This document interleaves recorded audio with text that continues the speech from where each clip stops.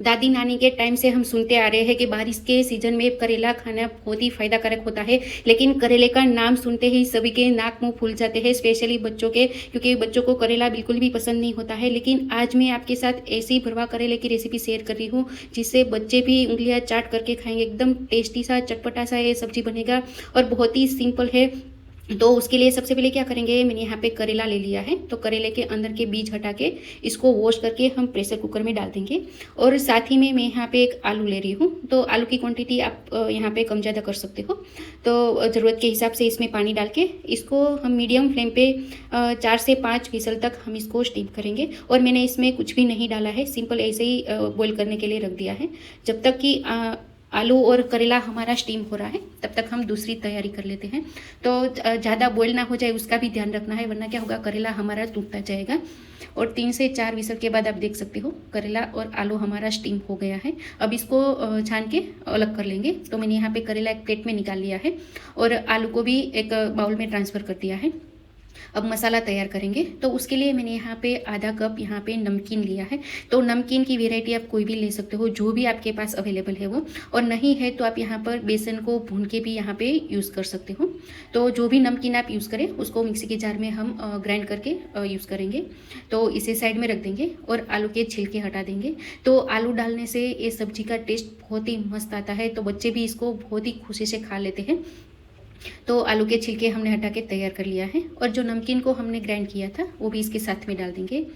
1 tablespoon धनिया जीरा powder डाल देंगे, 1 टेबलस्पून रेड चिली पाउडर, आधा टेबलस्पून हल्दी पाउडर, 1/4 टेबलस्पून हींग और टेस्ट के अकॉर्डिंग सोल्ट डाल देंगे। और मैं यहाँ पे आधा लेमन जूस डाल रही हूँ और थोड़ा सा मैंने यहाँ पे गुड़ का यूज़ किया है। तो गुड़ ऑप्शनल है, आपको मीठा नहीं पसंद है तो आप स्किप भी कर सकते हो। और थोड़ा सा तीखा और मीठा खट्टा टेस्ट पसंद है तो आप यहाँ पे गुड़ चीनी कुछ भी आपको जो भी डालना है वो आप यहाँ पे डाल सकते हो।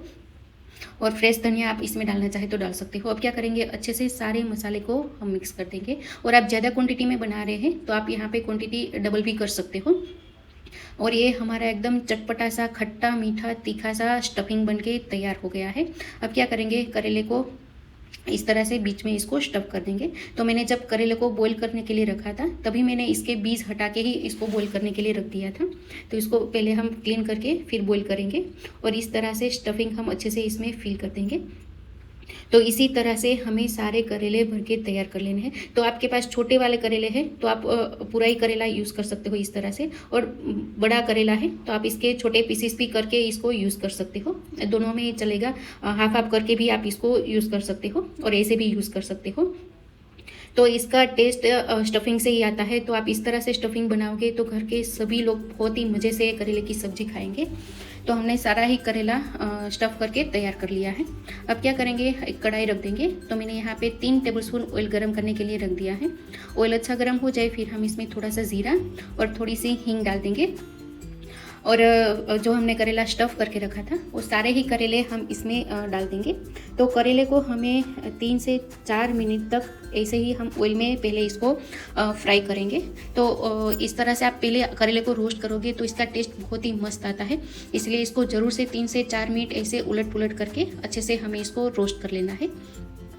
और एंटी फंगल और एंटी बैक्टीरियल के हिसाब से ये करेले की सब्ज़ी हेल्थ के लिए बहुत ही अच्छी होती है बारिश के सीज़न में। तो ज़रूर से आप भी खाएं और आपके परिवार को भी इस तरह से खिलाएं तो सभी लोग बहुत ही मज़े से खाएंगे। और साथ में मैंने ग्रेवी के लिए यहाँ पे 1 टमाटर ले लिया था। तो बड़ा टमाटर था तो मैंने 1 ही यूज़ किया है, छोटा है तो आप 2 भी यूज़ कर सकते हो। और इसकी प्यूरी तैयार कर लेंगे।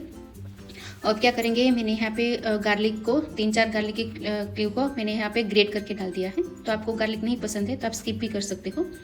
और अब क्या करेंगे, जो हमने टमाटर की प्यूरी बनाई थी उसको करेले के साथ में ही अच्छे से हमें भून लेना है। जब तक कि इसमें से ऑयल रिलीज़ नहीं हो जाता तब तक हम टमाटर की प्यूरी को इसी तरह से पकाएंगे। और टमाटर की प्यूरी के हिसाब से जितना नमक जाएगा उस हिसाब से यहाँ की टेस्ट के अकॉर्डिंग हम यहाँ पे सोल्ट डाल देंगे।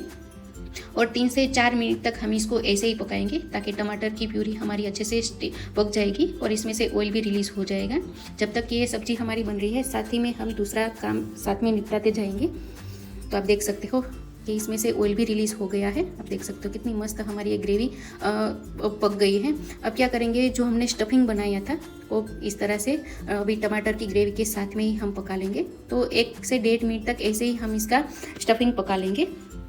फिर क्या करेंगे, आपको जितनी थिकनेस चाहिए उस हिसाब से आप यहाँ पे ग्रेवी को गाढ़ी पतली कर सकते हो। लेकिन जब भी आप कोई भी सब्जी में पानी ऐड करें तो आपको गर्म पानी ही डालना है, इससे सब्जी एकदम टेस्टी बनेगी। आप ठंडा पानी डालोगे तो सब्जी का टेस्ट चेंज हो जाएगा। इसलिए जब भी आपको कोई भी ग्रेवी वाली सब्जी को थिक या गाढ़ा पतला करना है तो आप गर्म पानी ही यूज़ करें, इससे बहुत ही मस्त बनता है। तो आप देख सकते हो कि सब्जी हमारी ऑलमोस्ट डन हो गई है और ऑयल भी रिलीज़ हो गया है। तो ये हमारी भरवा करेले की सब्जी बनके तैयार हो गई है और साथ ही में सर्व कर रही हूँ मैं प्याज। तो एक बार इस तरह से भरवा करेला ट्राई करना, बहुत ही मस्त बनेगा, एकदम चटपटा सा इसका टेस्ट आएगा और घर के सारे ही लोग एकदम मज़े से खाएंगे और एकदम उंगलियां चाट चाट के 2 की जगह पे 4 रोटी खा जाएंगे। इतनी टेस्टी और चटपटी से ये भरवा करेले की सब्जी बनेगी और बिल्कुल भी कड़वी नहीं बनेगी। तो एक बार मेरे इस तरीके से ज़रूर से ट्राई करना और मुझे कॉमेंट करके बताना कैसी लगी मेरी ये वीडियो। और अच्छी लगे तो प्लीज़ लाइक करना, शेयर करना और सब्सक्राइब कर देना। Thanks for watching.